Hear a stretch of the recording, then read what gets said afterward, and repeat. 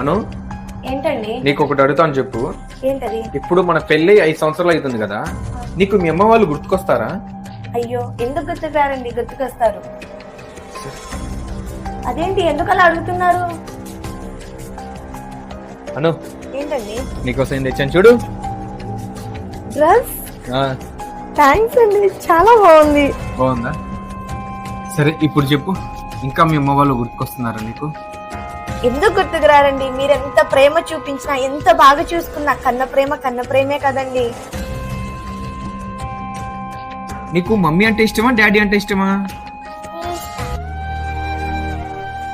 ఏంటండి, ఏమైంది మీకు? నువ్వేమో మీ అమ్మ అంటే ఇష్టమని చెప్తున్నావు, మన పాప ఏమో నాకు మమ్మీ అంటేనే ఇష్టమని చెప్తుంది. మరి కన్న ప్రేమ కదండి. మరి నేనేం తప్పు చేశానే?